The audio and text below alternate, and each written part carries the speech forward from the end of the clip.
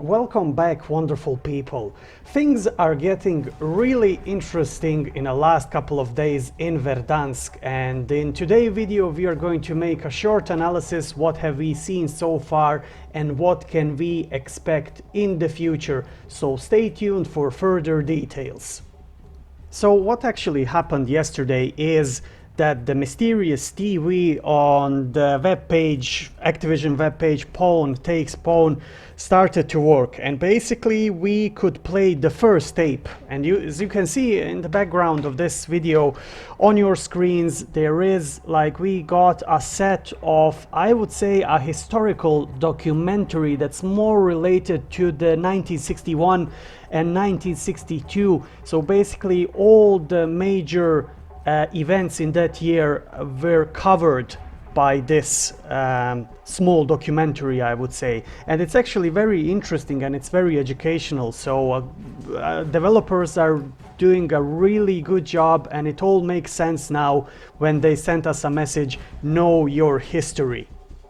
Now this roughly 20-minute long documentary video is mostly showing us diplomatic fight in between East and West, Soviet Union, United States.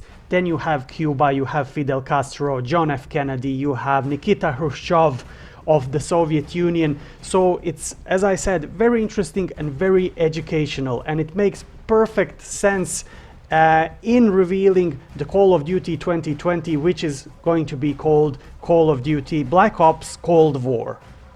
So yesterday was officially day one of the progress with the Easter eggs and the big Easter egg with the cipher riddles and everything. And what we actually got with this Easter egg is that bunkers number 1, 3 and 10, the bunker 10 is the one with the big rocket, are now officially accessible.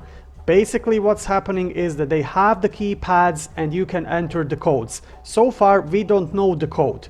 Beside bunkers, we are also having those barns and shacks. I think 3 of those are scattered around the Verdansk, and they are also accessible. And just yesterday, we managed to access the secret room or the shack in a farmland in Warzone map.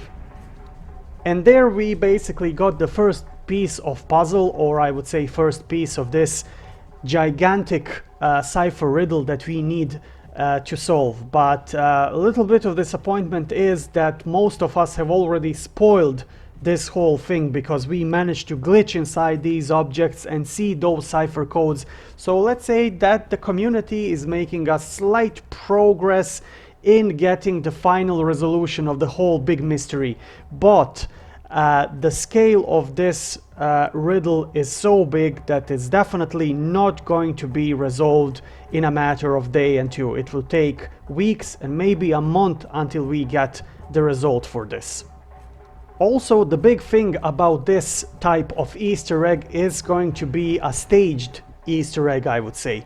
So basically developers in the next 6 days, or actually we have 5 more days, we will get every day an update on the Easter egg, and we will get a hint through these videos where we need to go and what we need to collect, which is quite awesome considering the fact that previously we had, you had the Easter egg, everybody figures out, and then we are hunting it. This time things are sorted a little bit different, which is absolutely brilliant. So today what's going to happen is that we will get a new tape at 5 p.m. UK time. We are going to get a new tape probably to look for another documentary in order to get a new clues and new hints what to look next. My assumption is that today and tomorrow we are going to get the codes or hint for the codes for the 2 more shacks or barns that are in around Verdansk, and the next 3 days we are going to get probably the bunkers. And when I say the bunkers, I'm speaking of course about the bunker number 1, 3 and 10. And I think the bunker number 10 with the big space rocket is going to be revealed last, and probably the very last step of this Easter egg, which will probably come somewhere later this month or at the end of the month, will be that we will be finally pass through the second door in bunker number 11. I also want to talk about one specific moment in this documentary that you can see in the background or on your screens, is that this whole documentary is talking about Soviet Union, USA, rockets, problems with the Cuban Missile projects, etc., etc. So it's basically a Cold War feeling, I would say.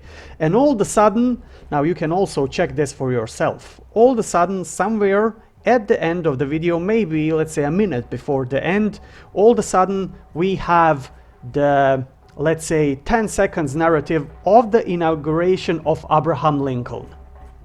Why am I saying this is only because I think that Abraham Lincoln does not belong in this documentary, on this first tape.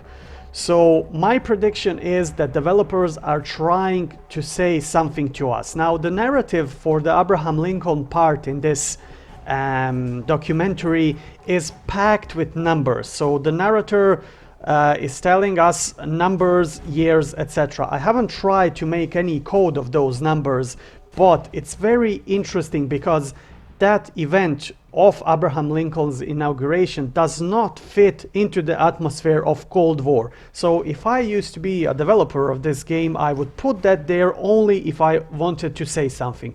Now that's my opinion. Maybe I'm wrong, maybe it's nothing, but it's very significant and it's symptomatic that all of a sudden you have a complete switch of topic. You are going, let's say, 100 years backwards and talking about something that's absolutely not related to the current events that are on the documentary already. So exactly in 2.5 hours we are going to get a new videotape where we will hunt for the new clues and new codes. Probably my assumption is that probably we will get the new code to unlock either the barn at the TV station or the barn at the prison. Also, if you missed the tape projection on pawntakespawn.com webpage, the one will be uploaded also in our channel, so make sure to check it out if you need to rewind or maybe check for some additional clues, or that you might have missed something and you want to double check. Before I wrap up today's update, I need to mention also the NixieTube numbers that are appearing somewhere randomly during this documentary. And these are numbers that are also very interesting, and we got in total yesterday we got 6 numbers, which is 3, 7, 2, 5, 4, 8, and they were coming in pairs like 37, 25 and 48 during the broadcast. So those numbers are also very interesting, and if you have missed them, write those numbers down because they will be also very important in resolving the complete mystery of this Easter egg.